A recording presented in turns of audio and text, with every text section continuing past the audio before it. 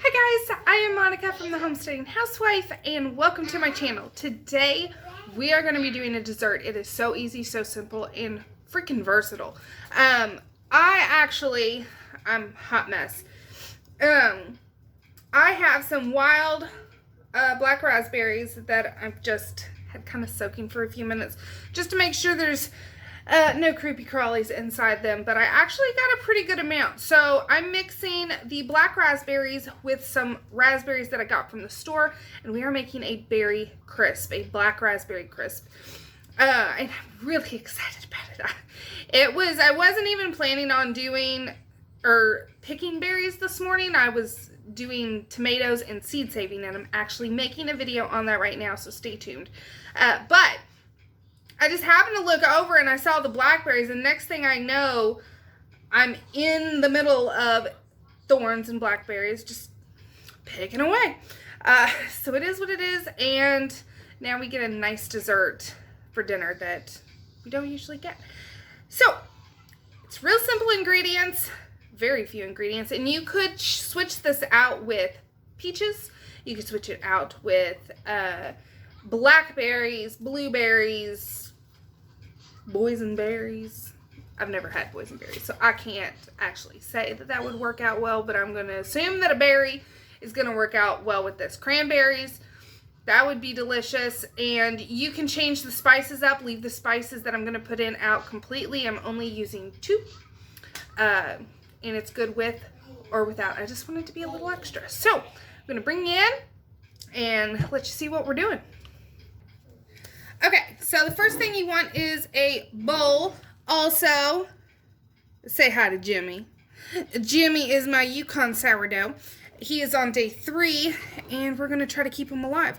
I keep having to be reminded that I have a 4th child now, but so far, he has gotten fed every day. So, and I didn't name him Sir Henry or King Arthur, any of the cool names that I've named my past sourdough, because I'd gone on like Henry the 15th and Jeffrey the 12th, and well, I kill sourdoughs. But we're going with Jimmy, and we're going to see how Jimmy does, and if he does well, then I'll bring you along for a recipe.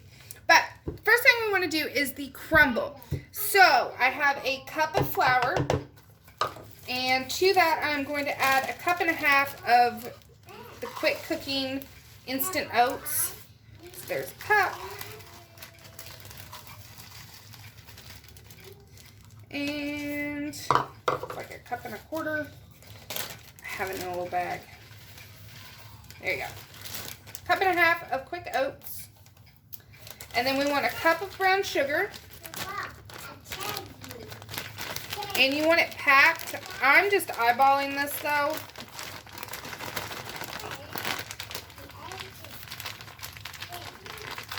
But you want about a cup firmly packed if you're going to measure it. Okay. And then we want 1/2 teaspoon of salt. Again, this is going to be eyeballed. And then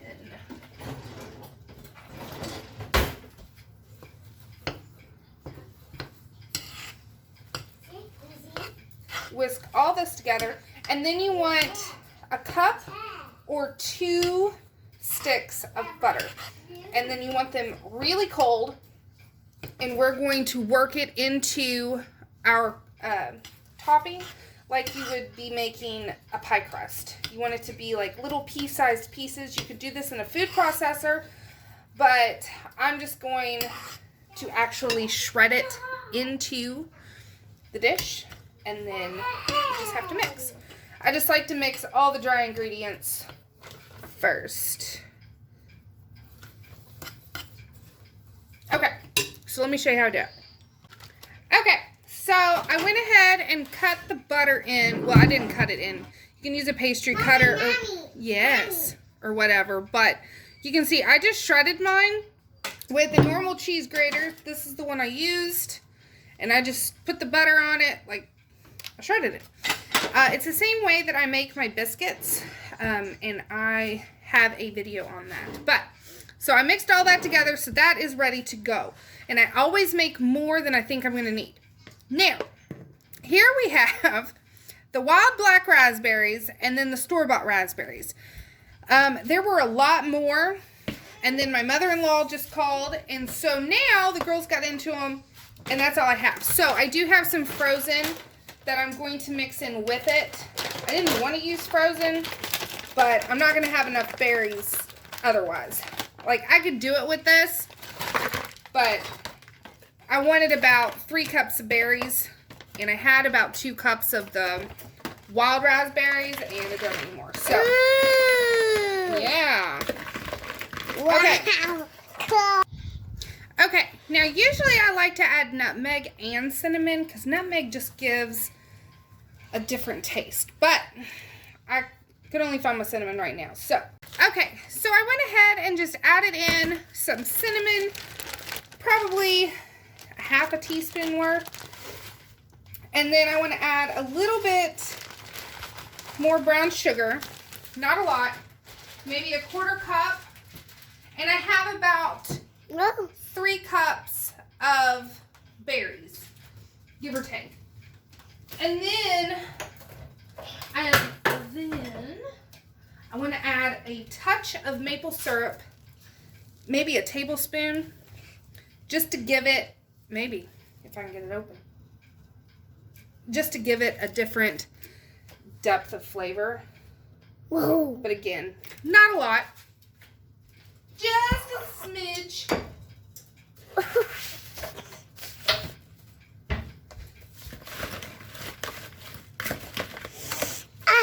And you don't have... Mommy, it smells good.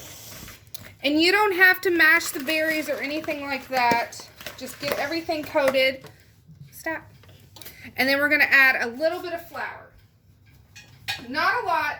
Just enough to kind of thicken the sauce once everything starts juicing and marrying together.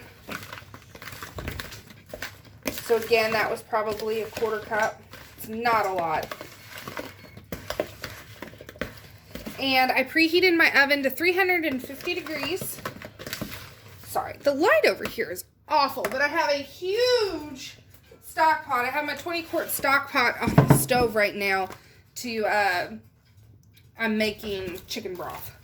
So it's kind of taking up all the space. Okay, so once you have all your berries in a nice layer, and you could make like much more, like have many more berries in this dish.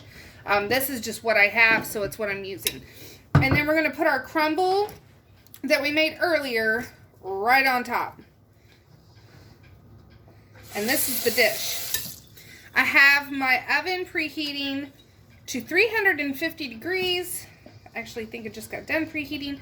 And this is going to go in for about 45 minutes or until everything is bubbly and golden brown on top. And it's just going to be so good. We're having barbecue brisket. Well, barbecue brisket my way. So it's actually chuck roast, not brisket. But it is going to be such a nice compliment. I'm going to put some down to this dish. I'm just throwing it all on there. All of it. So that's all you have to do. So I will bring you back when this is out of the oven.